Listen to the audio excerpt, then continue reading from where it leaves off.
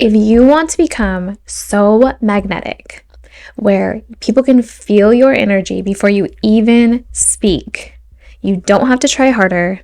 You have to go deeper. Hello, beautiful people. Welcome back to another video. My name is Danny, and on this channel, we talk about bettering ourselves from the inside out. So if you're into bettering yourself, then hit the subscribe button so you never miss a video with me. Today, we're talking about truly tapping into that inner magnetism, that spiritual bad bitch, that feeling of like, yes, I am here and you feel it. And that's not because she's loud, that's because she's aligned. This is not us focusing on what we look like on the outside, even though that's a bonus, because when you feel good on the inside, it's going to come out and shine through you on the outside. What we're focused on here is your energy, your mind, your spirit, your presence. When you can be a woman who understands that everything is energy, right? You understand your emotions are energy, you understand your thoughts are energy, and you understand that your energy creates your reality. This is tapping into that inner, most magnetic version of yourself, the aligned version of yourself, finding your power. This is someone who is spiritual but grounded, confident but self-aware, very magnetic, and without chasing anyone or anything, right? Because when you're magnetic, it's pulled into you. You are pulling in these blessings and these good things to you. So in order to become magnetic, you have to start with your self-concept. And I know that there are multiple videos out there, and I honestly hope you watch every single one of them so it clicks in your mind on what exactly this means. What is my self-concept? You cannot be magnetic if you don't feel you're magnetic, if you don't feel you are worthy of it. Your self-concept is everything. Your self-concept is going to show you exactly what you feel. So if you have to take a moment to sit there and figure out, what is it that I do think about myself? Do I feel like I'm beautiful? Do I feel like I'm smart? Do I feel like I'm a kind-hearted person? Do I see myself as someone who always gets chosen? Do I see myself as someone who always is getting blessings in everything that I want?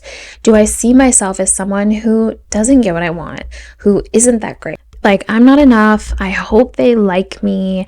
I need this person's validation. That energy is felt. And the worst part, which can also be the best part, is that energy doesn't lie. You cannot run from it.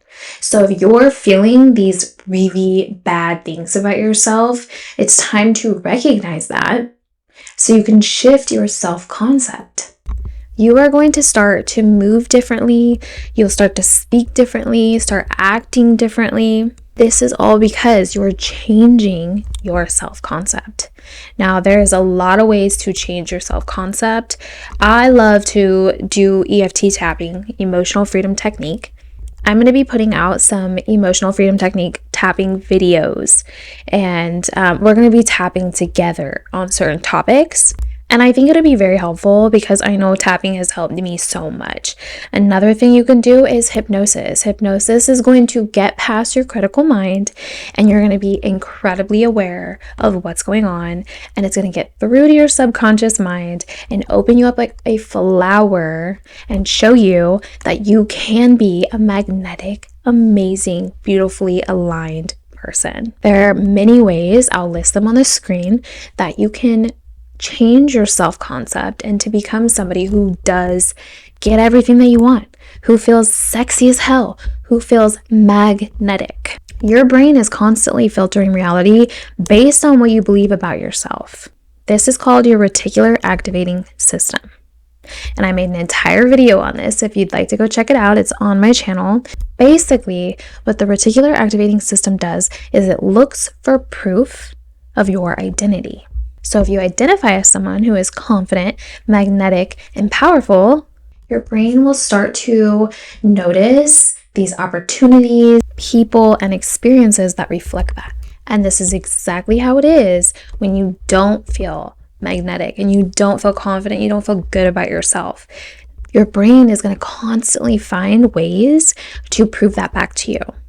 And this is where the spirituality and the neuroscience match. This is where they meet and come together, because there is a world out there where you think I'm magnetic, and then you feel it, and then you start attracting things to you because you're magnetic. And this goes through the brain because the brain is verifying that as a truth, and it's showing you all these amazing opportunities because that's what your brain does. But that also creates your reality. You're thinking something amazing about yourself, and it's going into your spiritual beliefs, into your brain, the neuroscience, and it's creating your reality to be exactly what you want. Now, let's talk about a couple spiritual practices that create that magnetism. When you are a magnetic, completely connected person, you're going to be connected to your inner self. You're going to be connected to your higher self, right? That's what it means to be aligned. When you're aligned, what are you aligned to? You're aligned to the best thing possible for you. You're aligned to your highest self, your best self, and a wonderful, amazing life that you've created for yourself. Some ways to do this could be journaling. Journaling is an amazing one, especially if you have read The Artist's Way and you think about journaling in a way of streaming consciousness for about 3 pages. You don't have to start off that drastically. If you want to, it's great. You get all of the things going on up there, you get them out on a paper, because after a couple pages, you're like, what am I even writing? Even if it's just a bunch of mumbo jumbo and you're just writing stuff down, it feels good to clear that mental space to allow in better thoughts, right? And sometimes even journaling, you can go on Pinterest. I'll put a couple prompts on the screen for journaling for your highest self and journaling for changing your self-concept, because these questions that you may have never asked yourself, you may have never put it onto paper, because it's very different to ask yourself a question and just think it versus putting it on paper. It makes it so much more powerful to see how we feel and to see how can we switch this to be a better thought? How can we reprogram this? Meditation or quiet time. And I love meditation. I am going to be putting out some guided meditations very soon, but you can find so many online if you'd want to do a guided meditation. If you are into doing it on your own by yourself, that's also amazing. But something that can be equally as important, just amazing, is quiet time. Having time by yourself to be able to hear your thoughts and hear yourself. Now, I love, and I've spoken about this before, but I love to have a podcast on. I love to be listening to an audiobook or maybe even my favorite music and just feeling the vibes of having that energy going and learning something or whatever the situation is, right? Maybe a phone call with a friend or a loved one. Having that moment of quiet time is so essential to hearing your inner thoughts, hearing your inner self. If you can allow for each day, even 5 minutes in the morning, 5 minutes before bed, complete silence, it will break through so many barriers that you have, and it'll allow you to be able to hear, what do I actually want to do? Maybe new ideas pop through. Maybe understanding a certain situation, like, wow, this relationship isn't for me. Wow, this job is not for me. Or maybe I want to start baking and I want to film it. And then I'm going to make a whole channel on how I bake. There's so many things that can happen when you just allow a little space for your brain to have that intimate, deep conversation with yourself. And that happens in silence. Speaking affirmations out loud. And I've made an entire video on why I feel affirmations are so powerful. So if you want to go watch that, I will link that in the description box below.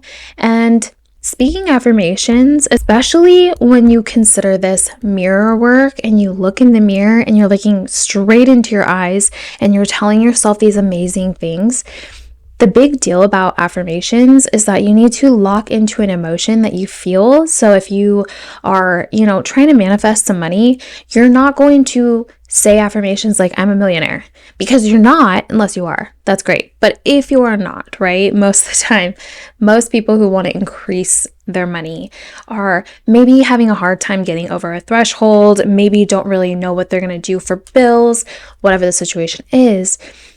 Telling yourself something that makes sense, something that could be true, is going to bypass that critical mind a little bit better. Because if you tell yourself, I'm a millionaire, I have millions of dollars coming in, next week I'm going to get a check for $1 million, it's not to say it won't happen. However, in our mind, our brain, like we say all the time, is constantly looking to find proof in the reality of what it believes. So if you believe anything is possible, sure, you can tell yourself anything like that. But if you are having a hard time with affirmations and you feel like they're not working very well for you, 1, go watch my video on the affirmations. But 2, find an affirmation that makes sense to you. And protecting your energy. This is huge because, and I've went through this so many times and I still go through this sometimes. You have to protect your energy from people, because especially if you're someone who is trying so hard to align to your best self and to have a really beautiful light, people will feel that. They will feel that and they want that. Especially if they're not doing the work on themselves to get it themselves, they want to take it from you. And a lot of times some people don't even know like what they're doing, but it's being done, and it makes you feel depleted, and it makes you feel like you are giving yourself and you're drained at the end of the day. And that type of activity can be prevented by mentally putting up a block to protect your energy. So you can visualize yourself in the morning, wake up before anything happens, before you grab your phone, before anything like that, and you put yourself in this bubble that no one can steal your energy. The only thing that someone can do is give you positive energy. And you can do this with multiple things. You can look up a bunch of different ways to do this. You can tie a red string around your wrist. There are many ways you can do this to protect your energy. You can simply state out loud, my energy is mine. I call it back from everything and everyone, and I protect it. No one can take it from me. And you make that declaration out loud. That can also be a way to protect your energy. Saying no when you feel like it, saying yes when you feel like it. These types of things where it's like, this is my energy and this is my life. And I want you to understand that this is not about being perfect. It's about being intentional. And that's a way we really need to ingrain this idea in our head, that that's the way we need to live every single day. Having that intent that I'm aligning to my best self, I'm aligning to my highest self, the best life for me. That's our intention when we wake up. Wake up, put that suit on to protect your energy from everyone else, and get that intention ingrained right into you, letting you know today, we are in full alignment with our best self. Because when you start being connected to yourself and you're connected to yourself, like you heard what's going on up there and you're not afraid to be alone with yourself, you're not afraid to make this declaration to yourself, you're not afraid to have boundaries, you're going to stop seeking outside of you. Your validation is going to come from within, because you need to be validated by yourself, by your highest self. Because it's like, I don't need to ask you anything outside of me because I have the answers within. Which brings me to boundaries. And I will always speak about boundaries in all of my videos because I just feel like boundaries are so important. My book that I wrote, Full of Yourself, A Guide to Becoming Your Most Audacious Self, is a lot about boundaries. I had a really hard time when I was growing up until my mid-20s getting into having boundaries in general. So I know it can be difficult. I completely understand it. It takes effort, but that effort is so rewarding and it's so worth it, because you cannot be magnetic without boundaries. You just can't. Boundaries are what protects your energy. Boundaries say, this is what I accept, this is what I don't accept, this is what I don't tolerate, this is what my idea of a date is, this is what my idea of my best day is. And there's something so attractive about a woman who does not abandon herself. That's what makes you so magnetic. That's what makes people feel that from you. That really is real power. Now, let's talk about embodying this, right? In order for us to become this magnetic woman, like so magnetic, when you walk into a room, people can feel you, people meet you, and they're like, oh my gosh, there's just something about her. There's something about this person that I just am so intrigued by. This is where sometimes it can be missed, because what the true power and the true authenticity, all that, it has to do with embodying it. Because you can have so much knowledge, you can know everything and anything about becoming magnetic, all the things. But if you don't start to embody it, what does that knowledge do for you? If you're not embodying it and living your life with intent to be this magnetic woman, what are you doing? And this is going to be doing the journaling, listening to yourself in silence, doing the tapping, getting hypnosis if that's what you need. There are so many ways to do this, but a really big deal, even if you don't want to write this down and you're just giving yourself the thoughts, right? You're just thinking this, and eventually the answer will come up when you give it some time. Ask yourself this: how would the most magnetic version of myself move? How would she speak? What does she tolerate? Having these questions brought up and then allowing yourself that space and time to answer. You don't have to answer right now. You can speak it out loud to yourself, think it, and eventually when you have a moment, you'll have the idea, you'll have the answers right in front of you, as long as you just listen. Listen, because we know the answers. We really do. So even if you think I really don't know at this moment, give yourself some time and the answer will come to you. Once you have an idea of this answer, that's when you start to step into her. Even before you fully feel ready. If you have a scenario pop up and you know that this is something you would not tolerate, your most magnetic version of yourself, she wouldn't tolerate this. Why are you? This is the embodiment practice. You don't tolerate it. Bottom line, period. That's it. Then when it comes up again and you're like, I've already done this, I have already done the hard thing of putting in my boundary and telling myself that this is not what I tolerate, you can do it again and again and again. And that doesn't become so much work. It just becomes a natural thing because you're aligning to your best self. Detachment. One of the most powerful things that you can do when you're a magnetic woman is to be detached. Not cold, she's not unavailable, but she's not desperate. She's not chasing. She's not in need of this particular thing, person, place, job, car, anything, right? She's detached from it in a way that's like, I want that. I would like that. Yes, it is something that I could welcome into my life, but I know what's meant for me will come. I don't need to chase it. I know if I get said thing or not, I will be fine because I'm already whole. This type of energy will pull people in, it will pull blessings in, opportunities, just knowing that like I'm good. If it happens, great. If it doesn't, great. So, being magnetic is not anything to do with the ego. This is self-devotion. This is I love myself enough to choose better. I trust myself enough to walk away. I respect myself enough to grow. This confidence, this magnetism, it shows that you don't need to prove anything to anyone or anything. So just remember, becoming magnetic, right? Stop focusing on the outside and go inward. Build your self-concept, protect your energy. When you understand that you create your life and that you can be magnetic, you need to remember that it's energetic, it's spiritual, it's internal. And when you master that, you don't chase anything, you attract it. So thank you so much for watching this video, and I hope that you enjoyed it.